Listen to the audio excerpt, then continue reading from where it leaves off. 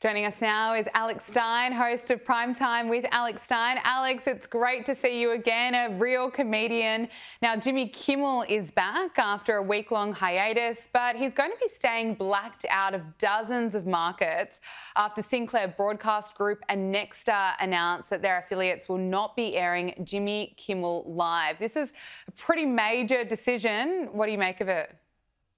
Well, what he said about Charlie Kirk, it wasn't that it was so egregious. It was just more about when he said it. He said it at the absolute wrong time. And now that Nexstar doesn't want to distribute it and Sinclair, I mean, obviously that is going to affect his show. That's going to affect him with ABC. But I'm actually kind of happy in a weird way to see a corporation listen to, I guess, their fans, whatever's left of them, and bring somebody back, because I never see anybody uncanceled. But examples of people that need to be brought back are like Roseanne. Bring back Roseanne. Yeah. She had a hit show on ABC. If you're going to bring back Jimmy Kimmel, they should bring back Roseanne. So I don't necessarily hate it. I don't like Jimmy. But at the end of the day, his ratings speak for themselves, and they stink. So I don't think he's going to be on the air much longer, regardless of his political views. You're exactly right. They're absolutely plummeting. Now, of course, we've got to talk about what happened over the weekend. Charlie Kirk, who was honoured at a memorial in Arizona. I mean, it was just so moving to watch, even from here in Sydney, Australia, watching so many speeches, so many moments where they were just giving me chills, especially Erica Kirk forgiving the man who killed Charlie, and watching Donald Trump be such a big source of comfort to Erica Kirk. We also heard from JD Vance. And a lot of people there speaking about this kind of spiritual revival. And I think that's exactly what we are seeing. I mean, it's coming up to nearly 2 weeks since Charlie was assassinated, and we are seeing more and more people feeling called to go to church, to pick up the Bible, and a lot of people having conversations about God and really reflecting about Charlie Kirk, who he was, and of course he wanted to be remembered for his faith. How would you describe the events of the weekend and what we're seeing? Well, just like how special Charlie Kirk is, the event was incredibly special. And, you know, like they say that you can feel the Holy Ghost. Well, let me tell you something. The Holy Ghost was palpable that day. Like we could feel God in that building. And that's what Charlie would have wanted. I mean, his dream was to inevitably and definitely eventually, eventually and do it inevitably, do a turning point event inside of a stadium. It's just sad that it happened under these circumstances. And it was an emotional day. You know, one second I'm smiling, the next second I'm hearing, you know, a beautiful tribute from Tucker Carlson that's making me sad. So it's just, it was the gambit of emotions, but I don't think anybody that I know has ever had a memorial like that. It was something like I've never seen before in my entire life.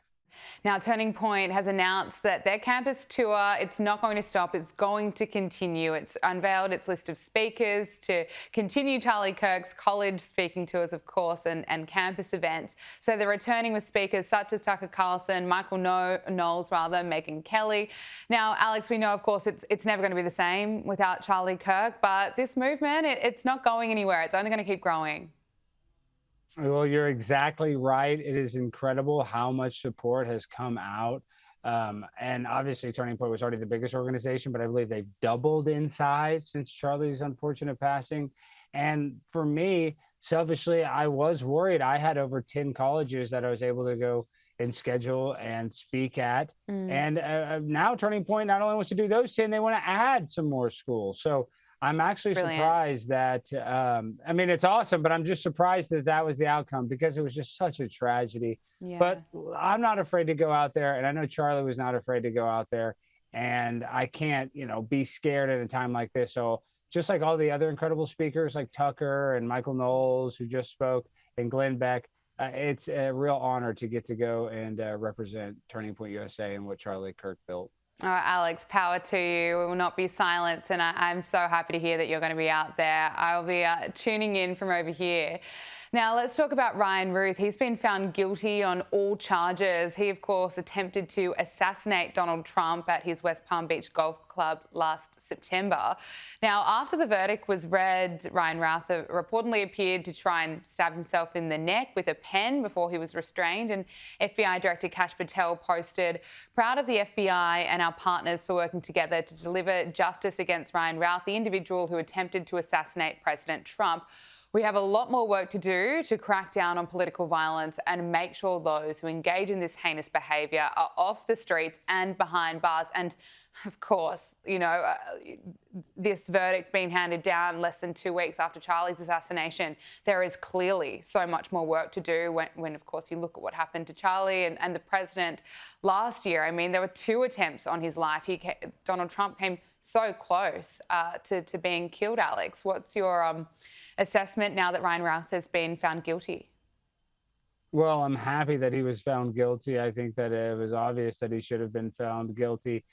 But at the same time, I'm a little kind of skeptical of even having more information about this guy. There's alleged payments from, Ukraine supporting groups and all kinds of conspiracies surrounding him, which I don't know what's true or false, but I just would like to know more information about this guy, because we have a radical group on the left that is funded by these NGOs and, allegedly George Soros. Like, where's guys like Ryan Routh getting paid? Who is motivating him to take such a bold move and try to assassinate the president? Like, I think it's more than a mental health issue, and there's something lying underneath the surface that we really need to identify. And I think Trump's trying to do that by, identifying Antifa as a terror group, but there's more terror groups, there's more clandestine groups that are supporting people like Ryan, and we really need to make that stop here in America. Now, Kamala Harris, I think we've missed talking about her. She's been on a media blitz, I should say, and she claims that she should have thrown Joe Biden under the bus, a lot earlier in a roundabout way. She said that she had a certain responsibility to tell Joe Biden not to run, but engaged in recklessness because she didn't want to be seen as self-serving. Let's just take a listen to Kamala Harris. Whose decision should that have been? How should that decision have been made? So when I write this, it's because I realize that I have and had a certain responsibility that I should have followed through on.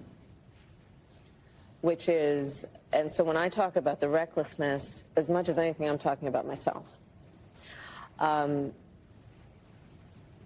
There was so much, as we know, at stake. And as I write, the where my head was at the time is that it would come off as being completely self-serving. If you said to President Biden that you did not think he should run again. Yeah, or even that he should question whether it's a good idea. Alex, to be honest with you, I think I'm a little bit triggered.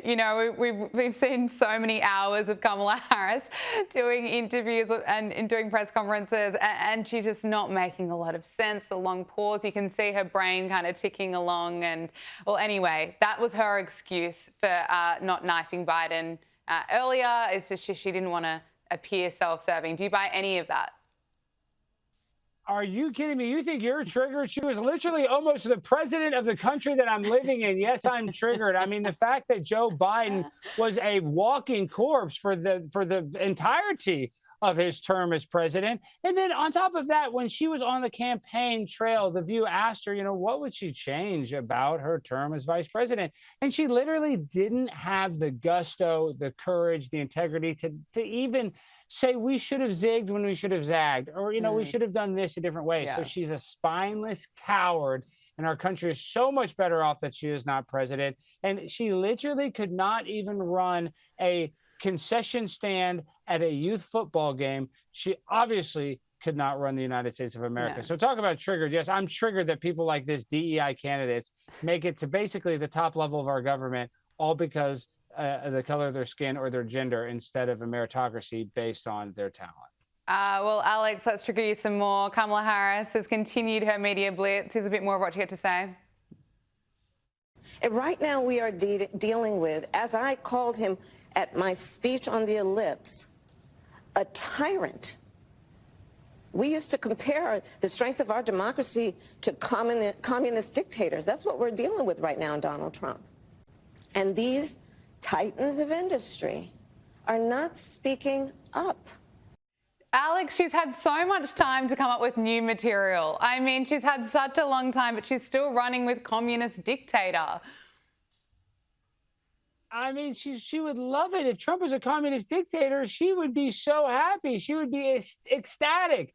So she's such a liar and a fraud. I mean, she loves Karl Marx more than anybody on this planet, probably. So trust me, if Donald Trump is actually a communist, she would support him and be a part of his cabinet. Donald Trump's the opposite of a communist, and she is using what is called projection because she's guilty of that. That's her brain can't really form an independent thought, so she can only use projection, accusing her opponent or her nemesis of what she truly is.